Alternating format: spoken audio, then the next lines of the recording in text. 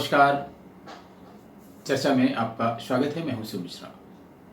हरियाणा, जम्मू और कश्मीर के चुनाव परिणाम आने शुरू हो गए हैं। जहां हरियाणा में जो एग्जिट पोल हुए थे, जो ओपिनियन पोल हो रहे थे और जो विमर्श बनाए गए थे, उनके ठीक विपरीत परिणाम आए हैं। जहां भारतीय जनता पार्टी ने शायद सालों बाद एक ऐसे रिकॉर्ड को तोड़ दिया है। लोग बताते हैं कि हरियाणा बनने के बाद पहली बार ऐसा हुआ कि तीसरी बार कोई सरकार रिपीट हो रही है। और वहीं जम्मू एंड कश्मीर में जो चुनाव परिणाम आए हैं वो बिल्कुल आशा के अनुरूप आए हैं। भले ही पोस्टर कुछ कहते रहे हों, भले ही कोई भी कुछ कहता रहा हो, लेकिन ये परिणाम आने ही थे। जम्मू कश्मीर में जो भी परिणाम आ रहे हैं वो बिल्कुल जैसे एक्सपेक्टेड थे वैसे आ रहे हैं। जम्मू कश्मीर के पूरे एरिया को अगर हम देखें तो जम्मू हिंदू बाहुल्य एरिया है, लेकिन पिछले काफ़ी दिनों से बांग्लादेशी घुसपैठियों को जो तावी नदी है उसकी तलहटी में, उसके खाली किए गए क्षेत्रों में बांग्लादेशी घुसपैठियों को, रोहिंग्या घुसपैठियों को बैठाया गया है। और जम्मू ऐसा इलाका है जहाँ बड़ी संख्या में बांग्लादेशियों को, रोहिंग्याओं को डिटेन भी किया गया, कैंप में ले जाया गया है।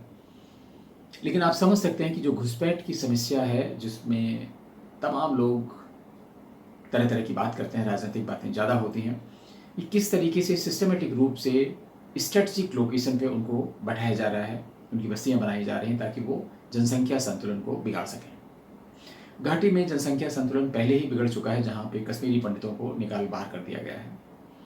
अब भारतीय जनता पार्टी ने 5 सीटें उनके लिए रिजर्व रखी हैं नॉमिनेट करने के लिए, लेकिन वो सीटें इन एडिशन टू जो 90 सीट्स हैं उसके अलावा हैं। अच्छा तो ये होता कि उनका विस्थापन घाटी से हुआ है, इसलिए जो घाटी की टोटल सीट्स हैं 47, उनमें से ही 5 सीटें उनके लिए रिजर्व रखी जाती हैं। और ये एक तरीके से नंबर गेम हो सकता था, जिसमें भारतीय जनता पार्टी को तो फायदा मिलता ही मिलता, लेकिन राष्ट्र हित में ये फैसला हो सकता था। तो इससे पहले हम चुनाव की बात करें डिटेल में, आपको ये जानना जरूरी है कि इसमें जो है सीमाओं का, जो विधानसभा क्षेत्र है उनका पुनर्निर्धारण किया गया, जिसे कहते हैं डीलिमिटेशन। और उस डीलिमिटेशन में जो पहले सीटें 43 हुआ करती थी घाटी में, उसमें 4 सीटें बढ़ा दी गई। 46 सीटें हुआ करती थी जम्मू कश्मीर। जो डीलिमिटेशन हुआ है उसमें 46 सीट्स थी घाटी में, उनको एक बढ़ाकर 47 कर दिया गया है।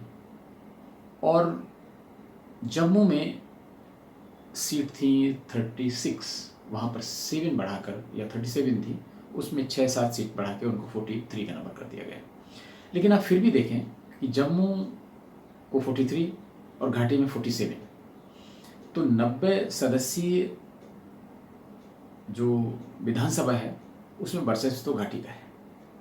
और घाटी का मतलब है मुस्लिम डोमिनेटेड एरिया, जहाँ पर भारतीय जनता पार्टी या किसी भी राष्ट्रवादी पार्टी को एक भी सीट नहीं मिल सकती है। और भारतीय जनता पार्टी तो सोच भी नहीं सकती है। भारतीय जनता पार्टी को कुछ गलतफहमी होगी, मोदी जी को गलतफहमी होगी, अमित शाह जी को गलतफहमी हो सकती है कि उन्होंने धारा 370 हटा दी है तो कश्मीर के लोग, घाटी के लोग खुश होंगे, लेकिन ऐसा हुआ नहीं। मुसलमानों के साथ में बहुत सारी चीज़ें जुड़ी हुई हैं, वो उसी को वोट देते हैं जो भारतीय जनता पार्टी को हरा सके।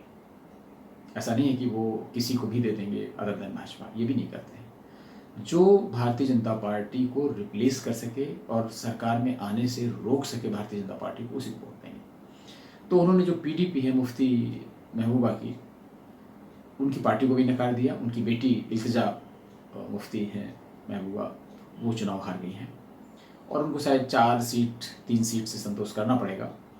लेकिन नेशनल कॉन्फ्रेंस और कांग्रेस का गठबंधन था, तो इनकी पार्टी को 50 के आसपास सीटें मिलने जा रही हैं, और जो सरकार बनाने के लिए पर्याप्त है। और अगर मान लीजिए इनको सीटें कम भी मिली होती तो भी पीडीपी इनके समर्थन में आ जाती। जो भी निर्दलीय चुनाव जीतने वाले हैं मुस्लिम कैंडिडेट, वो भी इनके समर्थन में आ जाएंगे, क्योंकि भारतीय जनता पार्टी को रोकने के लिए तो पूरा ब्रदरहुड आ जाएगा, एक साथ हो जाएंगे। और कश्मीर घाटी में कई जो पत्रकार गए, उन्होंने तमाम इंटरव्यू लिए लोगों के, और उसमें एक बात बिल्कुल सामने आ गई थी कि मोदी ने बहुत अच्छा किया, विकास के काम हुए, मुफ्त राशन मिला, ये हो गया, मुफ्त गैस मिली, सब कुछ हो गया, लेकिन वोट नहीं देंगे। वोट उसी को देंगे जो बीजेपी को सत्ता से दूर रख सके। क्यों? क्योंकि उन्होंने धारा 370 हटा दी है और वो मुसलमानों के विरोध में काम कर रहे हैं, फिलिस्तीन को समर्थन नहीं दे रहे हैं, इजराइल से संबंध बढ़ा रहे हैं। तो आप सोच सकते हैं कि कितनी बड़ी बड़ी बातें हुई। इसलिए वहाँ पर भारतीय जनता पार्टी का कोई स्कोप था नहीं। भारतीय जनता पार्टी जो भी चुनाव लड़ रही थी वो जम्मू क्षेत्र की 43 सीट्स पर लड़ रही थी। और आप जानते हैं कि हिंदुओं में तो एकता नहीं होती, हिंदू कभी ये सोच के वोट देते नहीं, इसीलिए उनका बुरा हाल है और आगे बुरा हाल होता भी रहेगा। तो जम्मू की 43 सीट्स में भी अगर अच्छी संख्या में सीट्स भारतीय जनता पार्टी को मिल जाती तो भी शायद सोच सकते थे, क्योंकि 5 अभी नॉमिनेटेड सीटें बाकी हैं। लेकिन जनता ने उनको ये भी नहीं दिया। अगर 43 की 43 सीट्स मिल जाती तब तो भारतीय जनता पार्टी की सरकार बन जाती और उसमें जम्मू का मुख्यमंत्री बन जाता। लेकिन जम्मू के लोगों ने इस चीज़ का भी ध्यान नहीं दिया कि मेरा मुख्यमंत्री जम्मू कश्मीर में बनना चाहिए। तो अब भारतीय जनता पार्टी के पास जो जम्मू क्षेत्र की हैं 30 के लगभग सीटें आएंगी, 30 से कम ही आएंगी। बाकी सीटों में तमाम बंटवारा हो जाएगा, उसमें कांग्रेस को मिल जाएंगी, कुछ नेशनल कॉन्फ्रेंस को मिलेंगी, क्योंकि बहुत सारे मुस्लिम इलाके हैं और दूसरे जो हिंदू इलाके हैं जम्मू के, वहाँ भी नेशनल कॉन्फ्रेंस की पैठ है, कई हिंदू लीडर्स उसमें शामिल हैं। सबसे बड़ी चीज़ है जो राज्य मंत्री हैं केंद्रीय मंत्रिमंडल में, जितेंद्र सिंह, उनके बड़े भाई खुद नेशनल कॉन्फ्रेंस में अभी तक थे, अभी रिसेंटली छोड़कर उन्होंने भारतीय जनता पार्टी ज्वाइन की है।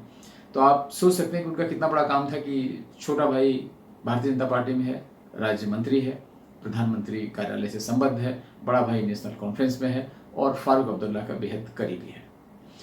तो ऐसे ही बहुत से हिंदू नेता हैं जम्मू के जो नेशनल कॉन्फ्रेंस के लीडर हैं, तो उनको भी कुछ सीटें मिली हैं, कांग्रेस को भी सीटें मिली हैं और इस तरीके से जो 43 सीट्स हैं उसमें बहुत बंटवारा हो गया। भारतीय जनता पार्टी को 30 सीटें लगभग मिलेंगी, 30 से कम मिलेंगी, बाकी सीटें कांग्रेस, नेशनल कॉन्फ्रेंस, बाकी लोगों में जाएंगी। तो इस तरीके से भारतीय जनता पार्टी तो सरकार बनाने की स्थिति में नहीं आ पाएगी और कुल मिला के गाड़ी वहीं पर फंसेगी। जैसे ही नेशनल कॉन्फ्रेंस की सरकार बनेगी तो फिर वही गतिविधियाँ शुरू होंगी, क्योंकि फारूक अब्दुल्ला का जो स्टैंड है वो तो बिल्कुल क्लियर है, हमेशा पाकिस्तान के साथ बात करने की बात करते हैं। धारा 370 को रिस्टोर करने के लिए उन्होंने चीन का समर्थन लेने की भी बात की थी। बहुत सारी चीज़ें करते रहते हैं, आज भी करते हैं और वो इंडी गठबंधन के सदस्य हैं, कांग्रेस के सदस्य हैं। कांग्रेस के चिदम्बरम जैसे बड़े नेताओं ने धारा 370 का विरोध किया था। अभी भी वैसी जो भाषा बोलते हैं वही कांग्रेस के नेता बोलते हैं। उन्होंने कहा था कि भारतीय जनता पार्टी ने असंवैधानिक तरीके से धारा 370 हटाई है और धारा 370 हटाना नहीं चाहिए था, क्योंकि इसका ये टेम्परेरी नहीं तो परमानेंट थी। और नेशनल कॉन्फ्रेंस ने कह रखा है कि वो धारा 370 को वापस लाएंगे। तो ऐसे में बड़ा विरोधाभासी शुरू हो गया कांग्रेस का। लेकिन मुसलमानों के अंदर एक चीज़ है कि अगर जहाँ पे कोई ऑप्शन नहीं वहाँ वो कांग्रेस को वोट देते हैं। अगर कोई क्षेत्रीय पार्टी है जो उनको ज़्यादा स्थानीय रूप से फ़ायदा पहुँचा सकती तो उसको प्रीफर करेंगे, अन्यथा कांग्रेस। लेकिन भारतीय जनता पार्टी के लिए जो तमाम विमर्श खड़े किए गए थे कि मोदी भाईजान को महिलाएं वोट देंगी, ट्रिपल तलाक का कानून बनने से मुफ्त राशन खाने वाले भी मोदी भाईजान को वोट देंगे, ऐसा कुछ नहीं हुआ। मोदी जी ने बहुत मेहनत की, सूफी सम्मेलन, वहाबी सम्मेलन, बहुत सारी चीज़ें हुई, चादर भी भिजवाई उन्होंने अजमेर शरीफ में, और राष्ट्रीय स्वयंसेवक संघ के जो संघ चालक हैं उन्होंने भी काफ़ी प्रयास किए, लेकिन बात नहीं बनी। ये लोग गलतफहमी का शिकार थे। जब से जो मुसलमानों का इतिहास भारत में है, राजनीतिक इतिहास, आप 1919 से देखें, जिस समय अली बंधुओं ने खलीफत आंदोलन का साथ दिया था, खलीफत आंदोलन चलाया था, तब से लेकर डायरेक्ट एक्शन, मोगला कांड और इतने दंगे फसाद, पत्थरबाजी, जम्मू कश्मीर से कश्मीरी पंडितों का सफाया, इन सब में उन्होंने राष्ट्रवादी ताकतों को इग्नोर किया है। और भारतीय जनता पार्टी को वो इसलिए समर्थन नहीं दे सकते हैं कि वो सिर्फ हिंदू की पार्टी है, बल्कि इसलिए भी कि मुसलमानों का सबसे ज़्यादा विरोध राष्ट्रीय स्वयंसेवक संघ के साथ है, क्योंकि राष्ट्रीय स्वयंसेवक संघ की स्थापना ही हिंदुओं के हितों की रक्षा करने के लिए की गई थी। आज क्या कर रहा है, कितनी रक्षा कर रहा है, नहीं कर रहा है, ये एक अलग मुद्दा है। तो इसलिए अगर भारत में इस्लामीकरण फैलने से रोकने में किसी ने भूमिका निभाई है तो वह राष्ट्रीय स्वयंसेवक संघ। और जो मुसलमान हैं, जो ऐसे संगठन हैं जो भारत में ग़ज़वाए हिंद चलाना चाहते हैं, उनके रास्ते का रोड़ा भी राष्ट्रीय स्वयंसेवक संघ है। तो इसलिए उनसे तो स्वाभाविक वैर है, दुश्मनी है, बिल्कुल फूटी आँख देख नहीं सकते हैं।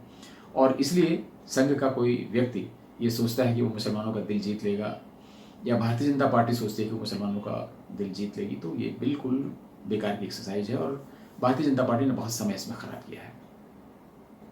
और मैं तो हमेशा से ये कहता आया हूँ कि भारतीय जनता पार्टी जो मुस्लिम नेता हैं, उनके और उनके परिवार के लोग भी वोट करते हैं भारतीय जनता पार्टी को, ये डिफरेंटली कहा नहीं जा सकता है, ये ऐसा है, क्योंकि उनमें एका बहुत ज़्यादा है। अगर उत्तर प्रदेश का मामला हो तो शायद समाजवादी पार्टी को वोट दे देंगे, बिहार का मामला होगा तो आरजेडी को वोट दे देंगे, जहाँ कहीं जैसा जो कुछ होगा, लेकिन अगर कोई विकल्प नहीं तो कांग्रेस को वोट देंगे। लेकिन लोकसभा चुनाव में तो कांग्रेस को ही वोट देंगे या कांग्रेसी सहयोगी पार्टी को वोट देंगे, क्योंकि उनको बीजेपी को बाहर रखना है। तो इसलिए ऐसा कैंडिडेट जो बीजेपी को हरा सके और जो जिताऊ हो उसको वोट देंगे, चाहे वो कांग्रेस हो या दूसरा दल हो। तो घाटी के चुनाव ने ये एक बार फिर स्पष्ट कर दिया, और ऐसे ऐसे लोगों के इंटरव्यू सामने आए जो बेनिफिशरीज हैं सरकारी योजनाओं के, जो मोदी की जो कार्य हैं उनकी प्रशंसा करते हैं, विकास की प्रशंसा करते हैं, लेकिन उन्होंने साफ कहा कि हम वोट नहीं देंगे। तो जो सांप्रदायिकता का जहर कह लें आप इसे, या इस्लाम के प्रति उनकी निष्ठा कह लें, या इस्लाम का जो वैश्विक राष्ट्रीयता है, उसको आप समझ लें कि वो भारतीय जनता पार्टी को तो वोट नहीं दे सकते हैं। और यही हुआ। इसलिए जम्मू कश्मीर में तो ये होना था। भारतीय जनता पार्टी ने गलती की कि जो डिलिमिटेशन हो रहा था उसमें जम्मू में और अधिक स्कोप था। जो 20 सीटें पीओके के लिए रिजर्व हैं, उनका नॉमिनेशन की प्रक्रिया भी इसमें शामिल होनी चाहिए थी। और घाटी में जो स्थान ऐसे हैं जहाँ पे जनसंख्या घनत्व तो बहुत कम है, एरिया ज़्यादा है, इसलिए एरिया के आधार पर सीटें कर दी गई हैं हिस्टोरिकल रीजन से, उनमें परिवर्तन करना चाहिए था और सीटों की संख्या लगभग बराबर होनी चाहिए थी। लेकिन अब ये तो हो चुका। ये तो उसी समय प्रोटेस्ट किया था मैंने, उस समय भी एक आर्टिकल लिखा था कि ये तो इससे कोई फ़ायदा नहीं होगा। और शायद भारतीय जनता पार्टी ने ये काम इसलिए किया भी नहीं था कि अगर वो धारा 370 हटाएगी तो जम्मू कश्मीर में सरकार बनेगी। एक्चुअली ये तो एक राष्ट्रीय महत्व का विषय था, रेस्ट ऑफ इंडिया के लिए ज़्यादा इसका महत्व है बनस्पति जम्मू कश्मीर के। तो भारतीय जनता पार्टी ने जो किया बहुत अच्छा किया। और अब जो कांग्रेस ने वोट पाया है वहाँ पर, या नेशनल कॉन्फ्रेंस ने वोट पाया है, वो विकल्पहीनता की वजह से नहीं, बल्कि इसलिए कि ये लोग बीजेपी को हरा के सत्ता पर काबिज हो सकते हैं, इसलिए दिया है। तो ये एक सारांश है दोनों राज्यों का। और इसमें जो वोटों की भूमिका है, हमने आपको नूह के बारे में बताया, मुस्लिम बाहुल्य इलाकों के बारे में बताया कि वहाँ पर एक भी वोट भारतीय जनता पार्टी को नहीं मिला। और ये सिर्फ नूह की या कश्मीर घाटी की समस्या नहीं, पूरे भारत की समस्या है। और भारतीय जनता पार्टी को किसी भी चुनाव के लिए इसी तरीके से स्ट्रेटजी बनानी चाहिए। और बहुत ज़्यादा भाईचारे में भारतीय जनता पार्टी ख़तरे में पड़ जाएगी। बहुत गनीमत है कि हरियाणा में बाल बच गए और ये रिकॉर्ड बन गया।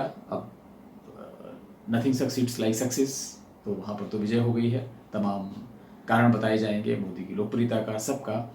लेकिन जो भी है, इसे बटेर तो नहीं कहा जा सकता, लेकिन फिर भी एक बहुत बड़ा इसमें संदेश भी छिपा हुआ है।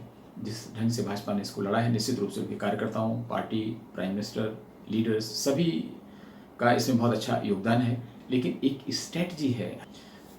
नमस्ते, फिर किसी ज्वलंत मुद्दे पर आपसे मुलाकात होगी। तब तक के लिए आज्ञा दीजिए। अगर आपने ये चैनल सब्सक्राइब नहीं किया है तो कृपया सब्सक्राइब करें, वीडियो को लाइक करें और शेयर करें।